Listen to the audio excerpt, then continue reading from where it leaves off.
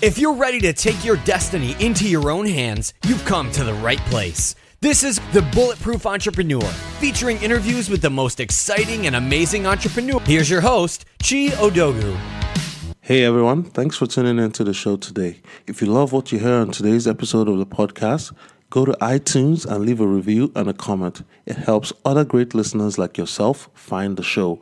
And of course, you can always find more episodes of the Bulletproof Entrepreneur podcast at www.odogwu.com. And without further ado, on with the show. Hey everyone, welcome to the show. In today's episode of the Bulletproof Entrepreneur, I'm talking to Bob Bethel. Bob is a business maestro who has initiated and orchestrated over 77 business turnarounds in the past 50 years. He's worked with many large and small companies and has discovered that it really isn't rocket science to run a profitable business. By simply applying common sense and discipline, any business can be profitable even in a recession. Bob learned the hard way and used those lessons to help companies that he supported in the past few decades to survive and thrive difficult economic environments. He's a private investor and owns several thriving businesses across the southern United States. He recently published a book titled Strengthening Your Business, which is a first-hand account of his business adventure and lessons learned over his long and illustrious career. I'm pleased to have Bob on the show to teach us a little bit about how to strengthen our businesses. So with that said, Bob, welcome to the show. Well, thank you for having me, and I appreciate that introduction. I probably should just shut up right now because I don't think it'll get better than what you just said. Let's see if we can try. Let's see if we can try. So, Good. Bob, I said a lot about you, but tell us a little bit about yourself, how you got started. I know you are an entrepreneur, and you were an entrepreneur, and that's what led you into the business of turning around businesses. So tell us a little bit about yourself and your background. Well, gee, I started a business after college. It did extremely well for a couple of years. And of course, like most young people, I thought I had the answer to everything until we were hit with a recession. And I fought very hard for a couple of years to save my business, but ultimately, the business failed, crashed and burned, and I found out about personal guarantees of loans because I lost my house. I had a farm that had been in my family since the American Revolution. I lost that, my cars, everything. Wow. And coming out of that, a very wealthy friend of my family in Tennessee contacted me. He had 23 businesses. He had retired and had turned those businesses over to other people, and they simply were not doing a good job. So he came to me and said, I think you have learned some very valuable lessons by failing, and I don't think you will fail again. So I'd like to give you a equity position in my companies and let you make them profitable. And that's where I started. I have not failed since. I have bought 77 businesses, all of which were in serious financial trouble on the point of failing. And the banks were getting ready to take those over. But the banks in each case knew that they would lose a massive amount of money. Either the collateral wasn't worth what they thought it was, or whatever the particulars were. I assumed the debt of those companies, took them over, and so far I have returned 77 to profitability. I've never had one fail, and as I said, I've never taken one to bankruptcy court. And those, excuse me, Yeah. those businesses encompass 25 different industries. Okay. So it really has not mattered what the industry is. So it's more about the principles of running a good business that makes a business successful as opposed to the industry itself. Because you hear a lot of people today saying they can only operate in one business or another business. And then if you try to take them into another one that they're not used to, they tend to freeze up and not know what to do. Exactly. That is exactly right. So in your experience, Bob, why do many businesses fail?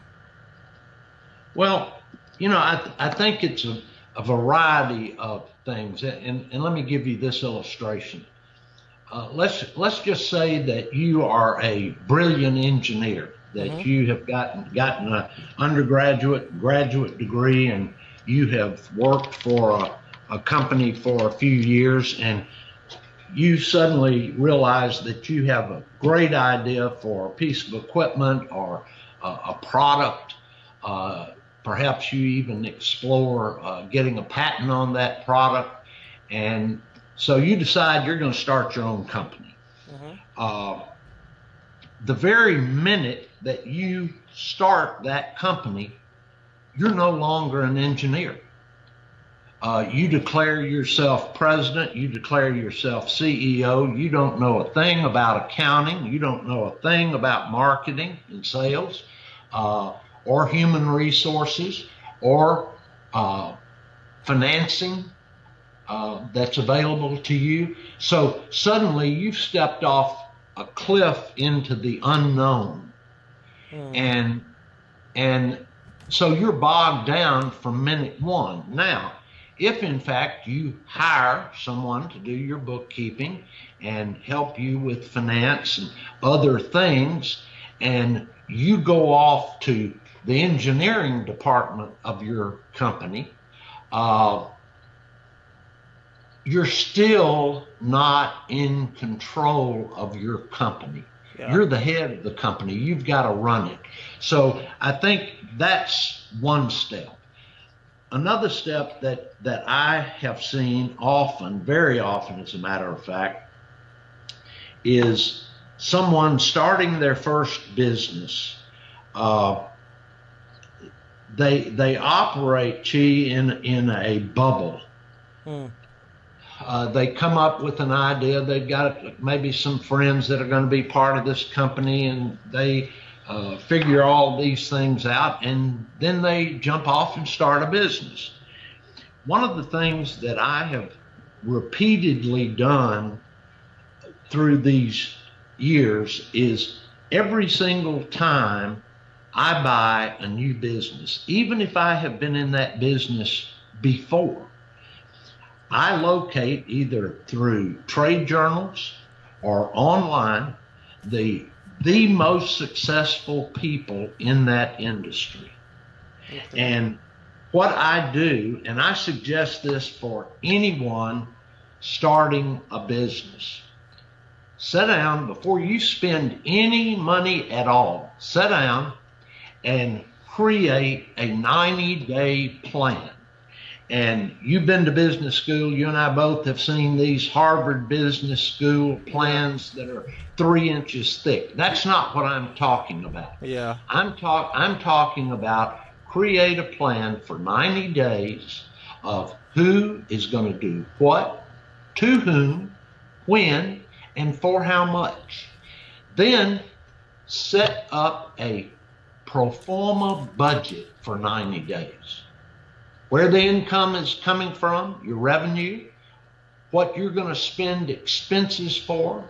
Once you have that plan and pro forma budget, then you get on the phone and you call, and I suggest to everyone going into business, identify the top 5 most successful people in your industry and start right at the top and pick up the phone and call that person. You're not going to get them on that first call. Yeah. Tell their secretary, I would like for him to give me 5 minutes.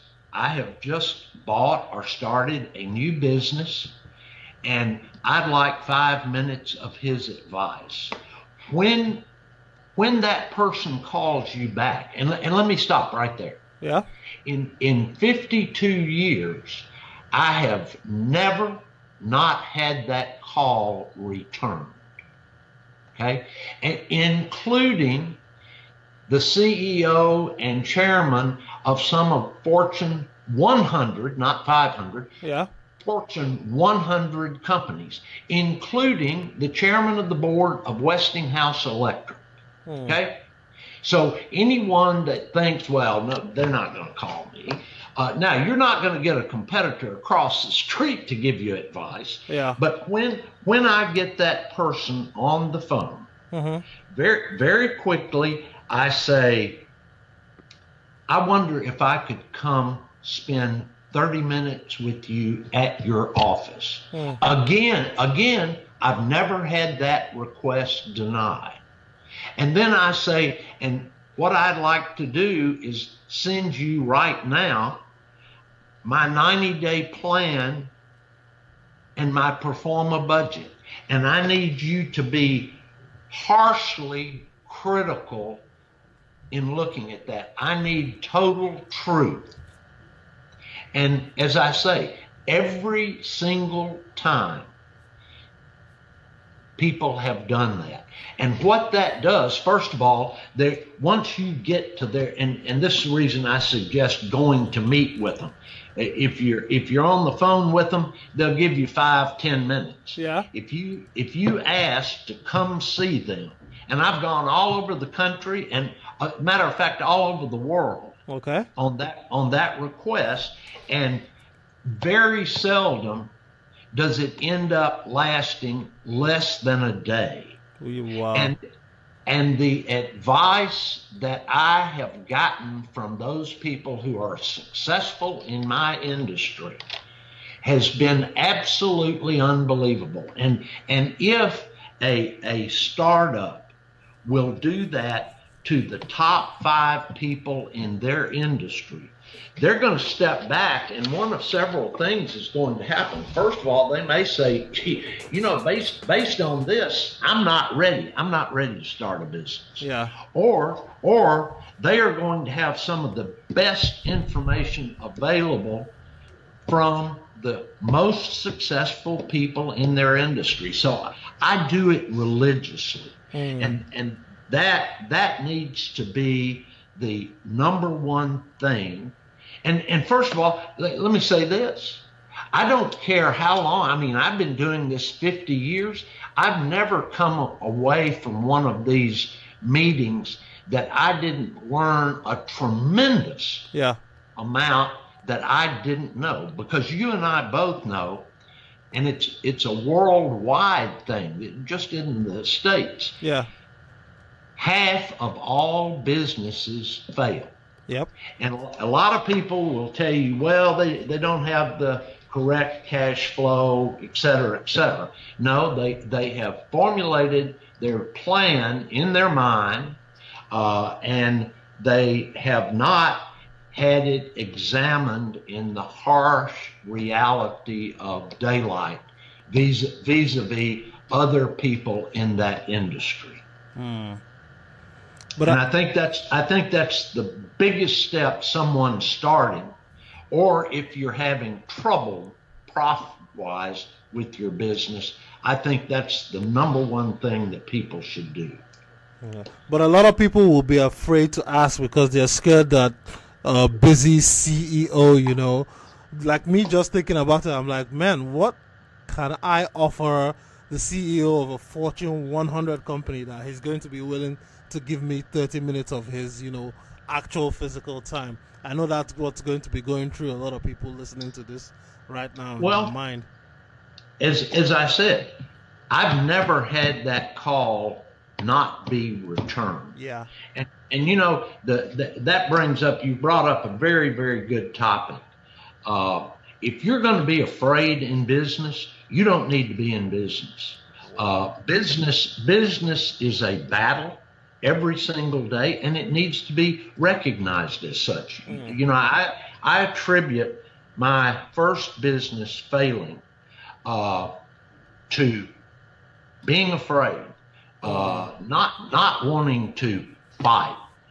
You're fighting prices, you're fighting regulations, you're fighting employee problems, and anyone who thinks I'm going to quit this job that I have that's 8 to 5 and I'm not getting anywhere, and I'm going to go in business because I'll be the boss, I won't have to work as hard, it'll be kind and gentle, they're in for a horrible shock. Wow. See what I'm saying? Yeah. Yeah, and I just wrote that quote down. Business is a battle, because it is a battle. Yes, it is a battle. It is, and the book, Strengthen Your Business, I consider it this. Now think about this for a minute. We've taken over 77 businesses over a 52-year period of time. All of them were broke. I never have brought new money in the beginning, and I have never brought new people in. And it comes from this line of thinking, because I felt it. I hid the truth from my employees, and my family and my friends. I was going it alone as I failed. Okay. Most single owner business owners think they own the company. They don't.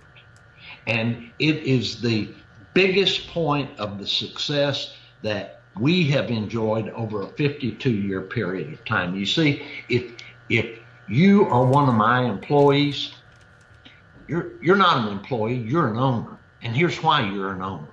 Yeah, my name may be on the loan, but your paycheck pays your mortgage or rent. It feeds your family. It makes your car payment. You are vested in that company. Yeah. But owners hide financial information from their employees. You know, it would be no different than if I said to you right now, meet me in the morning in Times Square in New York. You and I are going to take a trip. Yeah. And I hung up the phone. You'd be sitting there wondering, where are we going? How long are we going to be gone? Yeah. How are we going to get there? What are we going to do when we get there? What do I tell my family? Well, that is exactly the way all of these businesses that I've gone into. First thing that I ask the owners is, do the employees know the condition of the company? Every single time the answer has been not no, but hell no. If they knew the condition of the company, they'd all be out. Yeah, they'd be. Well, here's the thing. In over 10,000 people in 52 years, I've never had anybody leave when I sit down, and it's the thing that I do on day one. I tell them the good, the bad, the ugly. I've never had anyone leave. But all of a sudden, look what I have. I have a team that is vested in that. They don't want to go out and look for a new job. Yeah. So all of a sudden, they're all on board with me, and I don't make that 90-day plan. They do. I have said over all these years to banks, when they say, how did you do it? My answer is, I didn't. We did it. I will take about 5% of the credit. It's the team that was there when I got there. And so what we do is, knowing that 50% of the businesses fail, is they create a 90-day plan of how we're going to make profit. And I say that word every single day. Too many people go in business and go, well, we're going to design this and we're going to build this and we're going to go here and there and so, but they are not teaching their employees, we got to make a profit. If you're not making a profit, you're on a glide slope with the earth. So go ahead. Now, it seems to me that, though, it's almost common sense that a company would be launched to make a profit. You understand? Yes. So where's the disconnect? when they're operating Well, and they don't make profit and they don't consciously focus on that? Well, it's a great question, and and I've tried to answer that for 52 years, and the only thing that I can come up with is once the company starts, we're so busy doing the task at hand and getting this done and getting that done that no one says, wait, are we making a profit? So I consider myself a teacher and a coach about profit. And here's how we go about that. In that first meeting, I tell them the team is going to come up with our 90-day plan, number one. Number two, I tell them we're not prepared to try and increase. You see, when I sat down with that owner before I buy the company, I asked them, what do you think the company needs? I've gotten the same answer every single time, and that is, all we need is more money. Yeah. You got it. Yes. All we need is more money and to increase our revenue. Well, when you have a dysfunctional company that isn't focusing on profit, that's like putting gas. To add money is like putting gas in a container that has a hole in it. So you and I could take a broke company this morning and go in and take $1 million to spend on marketing. Yeah. We have no guarantee that we'll raise revenue one dime. Yeah. But what we can do, and again, I turn this to the team, reduce expenses. And do you know, in 77 companies, and several of them in excess of $300 million a year in revenue, we have never, ever reduced expenses less than 34%. And I didn't do it, okay? What I have also found throughout the years is the biggest expense to most private companies, and all of them that I've taken over, is the owner. Yeah. I've taken over broke companies that owned a jet, a house in Aspen, a condo in Clearwater, Florida, that the owner and his wife were driving each the most expensive Mercedes made and was pulling massive amounts of money to live a lifestyle off of borrowed money. Okay? Yeah. So when we focus on reducing expenses, when everyone understands how it is that we're going to make profit, and the way we do this, and I go into detail in the book on this, but we set up a way to measure our business every single day. And it's not complicated, it's common sense, and a lot of people say, well, that won't work. You know, I should be able to copyright the statement, well, that won't work. Okay? Because what we do is we sit down, and most of the time that first day meeting lasts all day and maybe as long as 3 days, where every single employee, every one of them, is sitting there coming up with helpful ideas as to how we can generate profit. And it's the best time that we can spend, because that then establishes our plan, and basically we ask ourselves, how do we make money? Well, if we're a sales organization, then we're selling something, okay? Yep. Then let's take our budget. We're going to work next month 20 days out of the month. We need to sell 1,000 units. So we get a whiteboard and we draw a line from 0 to 1,000. And then on the linear side of that, we put number of units. On the horizontal side of that chart, we're going to put days of the month.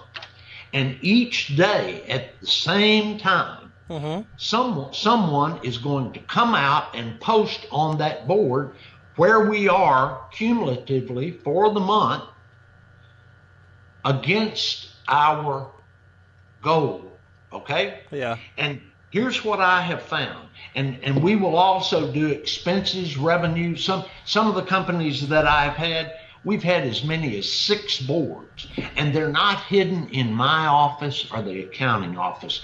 They're out in an area where every single employee walks by at least once a day.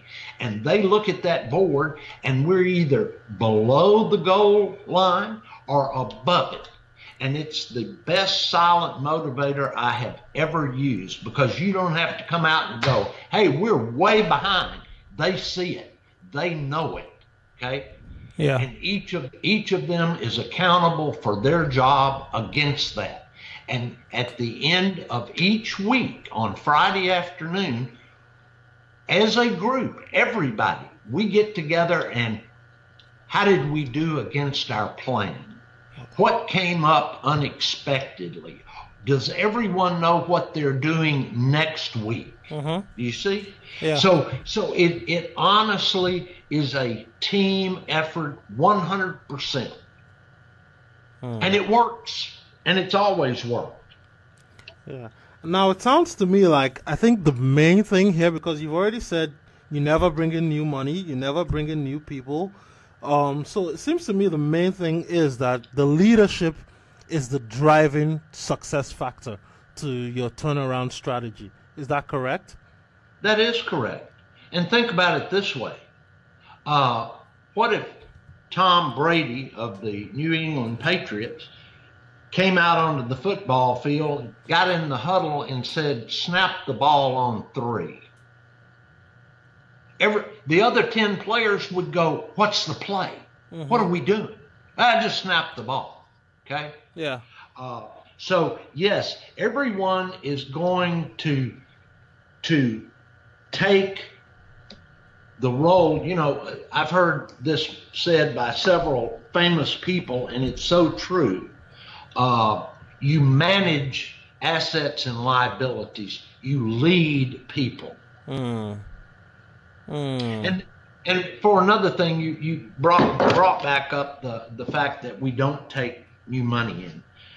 Back in my 20s, I had just bought a company. I had gotten a line of credit from a bank, and one afternoon I was going to the bank, and the chairman of the board of that bank was coming across the lobby, and he was a good friend of my parents, and I knew that he wouldn't know about my silly little line of credit, but I went up and thanked him. I said, we got a line of credit, and I really appreciate it. Thank you very much. And he said to me, Bob, I need you to do something for me. And I said, okay. He said, I'll stay out of your business if you stay out of my business. And I laughed and I said, I have no plan of being in the banking business. And he said, but you already are. And I was dumbfounded. I said, what do you mean? He said, I looked at your financial statements before you got that line of credit from us. You are carrying account receivables on your books. That means you're borrowing money from our bank and loaning it to your customers so that they can buy your product. Guess what, T? He was right. Yeah. Okay? Yeah. He was right. And the thing that small businesses don't understand, let's say you and I own a sales company. Yeah. And we buy products and resell them. So we have a product that cost you and I $800, and we sell it for $1,000. So we're going to make $200 profit. Well, we sell that to a company, and we sell it with a payable of net 30 days, meaning they've got to pay us in 30 days. Well, let's just say that the people leave the country or they go bankrupt or whatever. we not only lost our $200 profit, but we're now, just to recoup the $800 we paid for the product, we're going to have to sell 4 more products. Wow. Just to get back where we were, okay? Yeah. And I've had company after company say, and here's another phrase I need to copyright, but Bob, you don't understand. My business is different. Yes, exactly right. That's the quote. And the thing about it, I do understand, because here's what you can do. You can either require credit cards, or you can go to your bank and you can factor those receivables. So you're in my business today generates accounts receivable of $1,000 or $100,000. We've made an arrangement that we send that to our bank. They discount it, and they're going to discount it based on the history that we develop of them being able to collect from our customers. Yeah. Okay. They may charge us 5%. So if we generate today $100,000 and they charge us 5%, guess what? We have $95,000 in our bank account today. We don't have to wait. And too many businesses, I'll give you a great story, and it's almost embarrassing to tell this. I have a good friend who several years ago started a specialized trucking company. And about a year ago, he called me. He had been in business at that point, I think about 3 years. He called me, and anytime I'd see him, how are things going? Oh, it couldn't be better. It's great. He called me and he said, I'm in trouble. The bank is getting ready to shut me down. And I said, why? He said, well, I've got a line of credit and they've extended it a couple of times, but they're telling me that I'm going to have to put up additional collateral because my line of credit keeps growing. So I said, great, send me your financials. Let me look at them. He did. And as soon as I looked, his accounts receivable were unbelievable. So I called him back. The number, of course, that's all I saw on his financial, was the amount of his account receivables. And so I called him back and I said, send me a aged listing, 30, 60, and 90 days of your accounts receivable. He did. And as soon as I got it, I almost passed out, because about 80% of his account receivables were from 2 of the largest, I would say 2 of the top 50 largest corporations in this country. Yes, they were. And as soon as I saw that, I asked, and here's another one of those things that we started with, where a person's greatest strength is their greatest weakness. This guy is a great salesman, okay?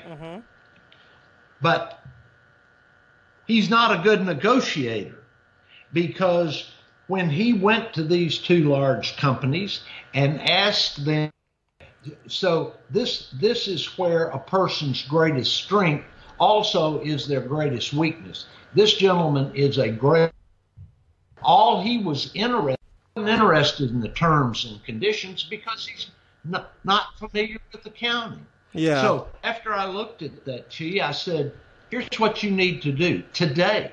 Get both of these, get them on the phone and go see them and tell them they're breaking you. You can't afford to do business with them.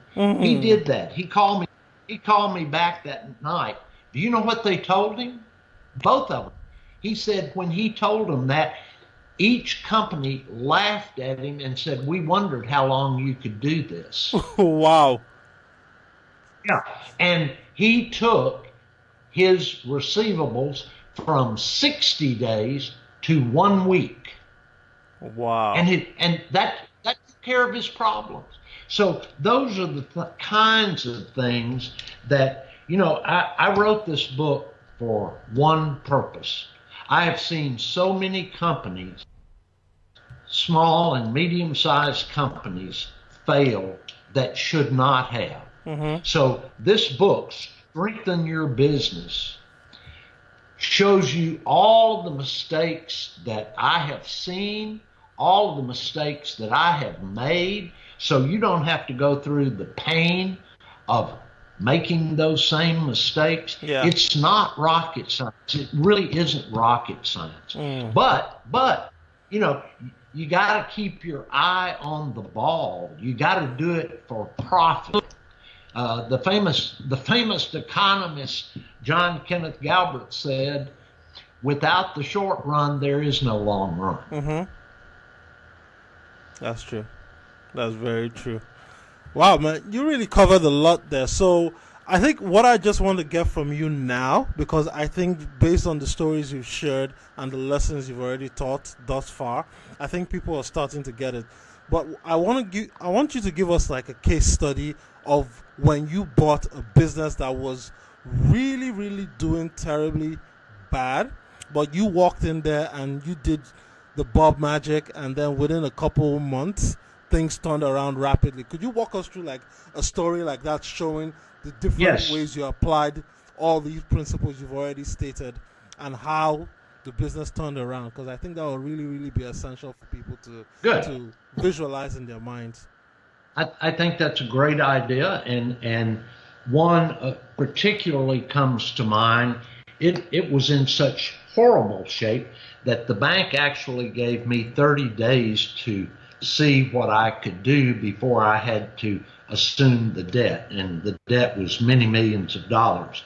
I've already talked about what we do on day one. I came in on day one, and we had our meeting. It lasted all day. I put the team to work on the plan. This company was a large international engineering company. It did nuclear work all over the world in association with Westinghouse Nuclear Division. It built oil and gas transmission lines, marine, including 3 lines crossing the Mediterranean from Algeria to Sicily. This was a huge company, and it was totally broke. I mentioned earlier that I realized very early at the end of my failure of my first business that the owner isn't the only owner. The vendors are vested, the customers are vested, the team is vested. So while the team was working on putting the plan together, that company had contracts with a division of Eni, which is the state-owned Italian oil and gas company. They had a contract with Saudi Aramco in Saudi. They had contract with Framatome, the nuclear group in France. So while the team was working on our 90-day plan, I got on the phone and I called the head of the Eni division in Italy, as well as Framatome in Saudi, and told them that I urgently needed to come see them. I took the plan that the team had come up with in one day. I took a list of bankers that I had worked with before, jumped on a plane to Milan, Italy, walked into a man's office I had never met, told him in dramatic detail the condition of the company. We were working on a large contract for his company, and I told him that in order to save the company, I needed him to advance us $1 million. He stared at me, Chief, for what seemed like an hour, and finally he looked at our plan and list of bankers and the other things that I brought, and he said, "What are the odds you can pull this off?" I said, "If you'll advance us the money, 100%. And he picked up the phone, asked me if I had wiring instructions for our bank, and within 15 minutes of walking in his office, he had wired $1 million to our bank account. I then went to France, got another advance from Framatome, went to Saudi, got the third advance, came back, took over the debt of the company. We came up with a great plan. We were able to pull it off. I owned that company for 7-8 years. Yeah. And ended up selling it to a very large public company in Houston, Texas. So there's an example where the team put together the plan. We worked the plan. We didn't do it alone. We involved our customers. I also went, because obviously this company bought millions of dollars a year of equipment to put into the systems that we were manufacturing, and I went to those suppliers one at a time in person and created new deals. A lot of things that they were keeping in inventory, the supplier agreed to warehouse those and let us buy them on an as-needed basis. So other suppliers agreed to go from 30-day payments to 60-day payments to help us, added 30 days to our cash flow. So it's never, I've never gone into a company, Chi, that it was one or two things. It's lots and lots of little things. Yeah. That makes perfect sense. And now I think the big thing that I want to talk about now is recession, because you mentioned at the beginning of the interview that, you know, when you launched your first company, it was around the time that the recession came through that you faced challenges and you were never able to recover. And whether you want to believe it or not, it seems like most parts of the world are kind of still experiencing a recessionary type feel in terms of the general economy. So given, for example, the whole economy is against you, it's a systematic thing. Things are down, people don't have as much spending power, things just feel kind of slow. How would you advise small business owners to operate their business in a down market? Okay. Well, let me back up and say this. One of the things that I bring up on that day one meeting is, look, the reason I've found that business owners who fail have not shared financial information with their employees is, one, they think if it gets bad, like in a recession, their employees leave. And as I told you, I've never had anyone leave. And two, they think that if the company starts making really good profit, everyone will want to raise. So again, at the beginning, I explained to the team, look, as we start making more money, we're going to recession-proof this company. And here's how we're going to do it. We're going to create a cash reserve. So don't expect big raises. And as a matter of fact, G, I don't give raises in our company. Raises mortgage your future. I give bonuses. You've already made that money. It's the end of the year. You and I both know how much money the company's made. We're going to take some of that. We're going to put it in our cash reserve.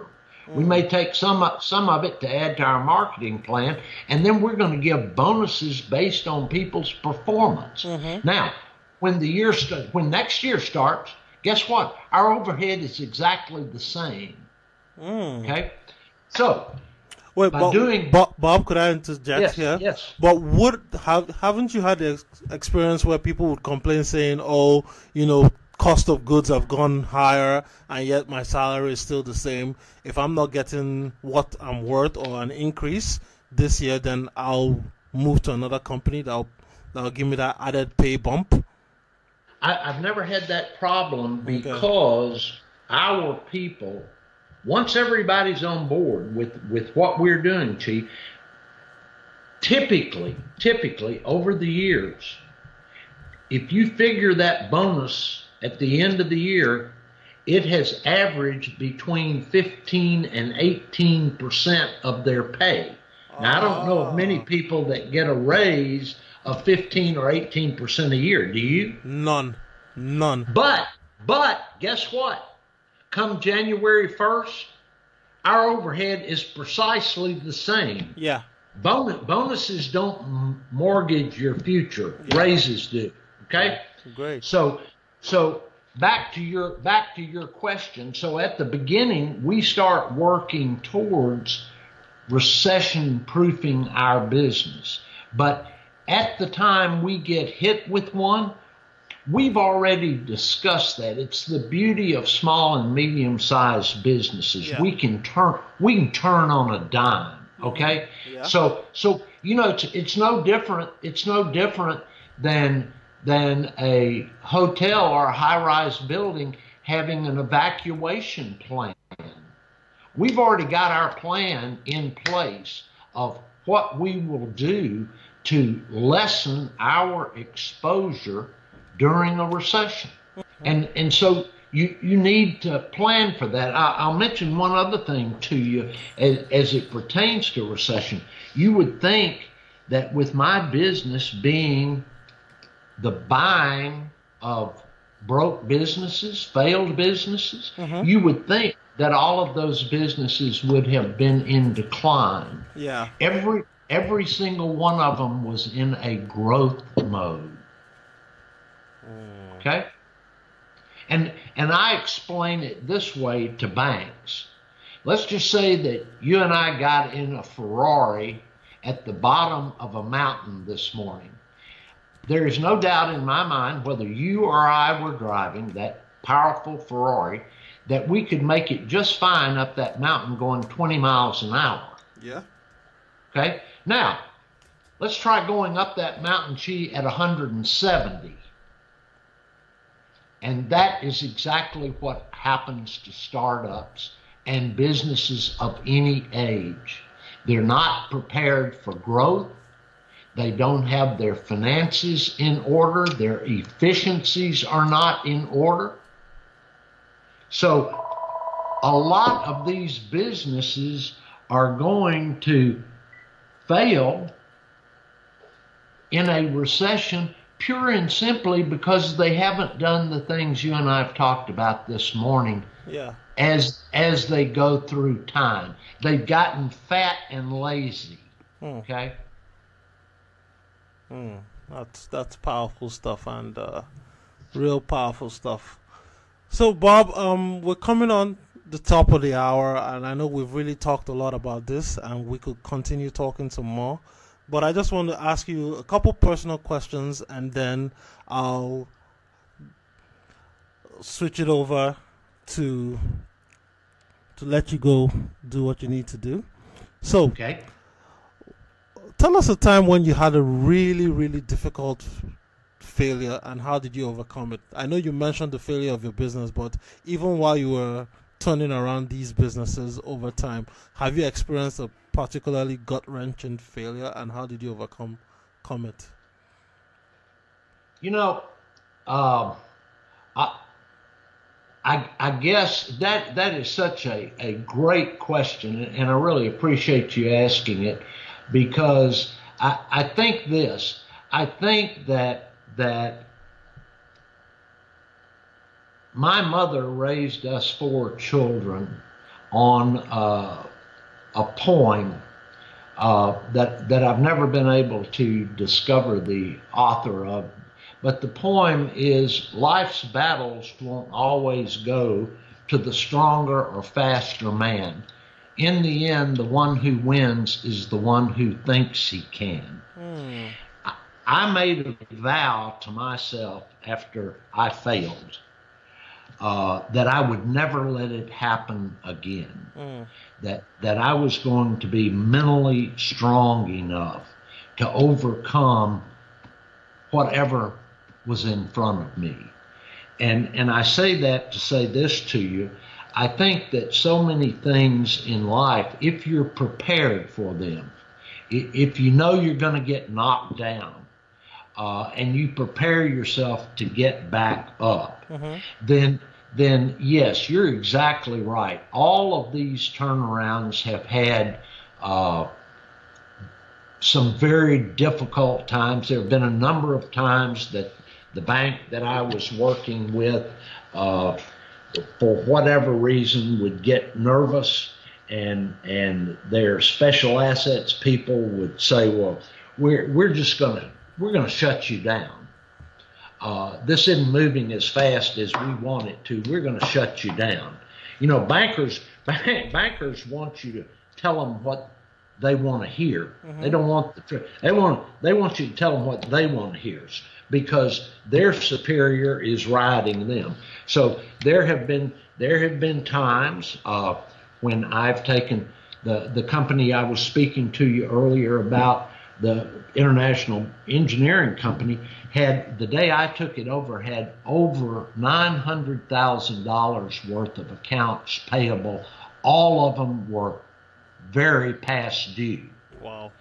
And I went to see those companies to work out something, and there were several of them on day one that said, "No, we're not going to do that. We're just going to throw you into involuntary bankruptcy." And I kept going back. One gentleman, I went the first day. When I walked into his office, he said, "Did you bring me a check?" I said, "No." He said, "I'm going to throw your company into involuntary bankruptcy, and I want you to leave my office." I came back the second day. He let me start for a couple of minutes explaining our plan, asked me to leave again. The third and fourth day, he refused to see me. The fifth day, I was waiting in his parking lot when he got there, and I begged him for 5 minutes. And he said, "You're the most determined SOB I've ever seen. Come on in." Okay? Yeah. So yes, that goes back to where you and I started talking. Business is, and I really appreciate you reading the book and being so familiar so that you could ask great questions, which you have. But it goes back to the fact it's a battle. And it's supposed to be. Hell, if it were easy, you and I would have more money than Bill Gates. Yeah. Okay? It's a battle, and you have to win that battle in your mind in the beginning. You've got to tell yourself, I know it's going to be hard. I know I'm going to get knocked down. I'm going to get back up, and I'm going to keep going. And that overcomes an awful lot of battles in life, whether it's business or otherwise. Great. And with that said, I think we'll just leave it there, because that's self-explanatory. So Bob, where can people find you and learn more about you and buy the book?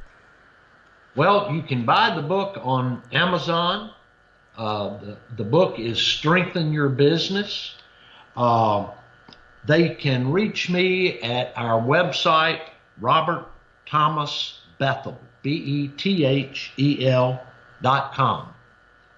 And I can't tell you how much I've done a number of radio shows since the book came. The book's only been out a week, and I've already done a television show and a number of radio shows and several podcasts. This is by far the most enjoyable and the best questions I've had thrown at me, and I certainly appreciate that. Oh, well, thank you for that, Bob. I really appreciate you and your compliments. I thank you for coming to share your words of wisdom, and look forward to reading more cool stuff from you and learning more about your story and your stories in business and in life. Well, thank you. Thank you very much, and please have me back anytime. Hey everyone, thanks for tuning into the show today. If you love what you hear on today's episode of the podcast, go to iTunes and leave a review and a comment. It helps other great listeners like yourself find the show. And of course, you can always find more episodes of the Bulletproof Entrepreneur Podcast at www.odogwu.com.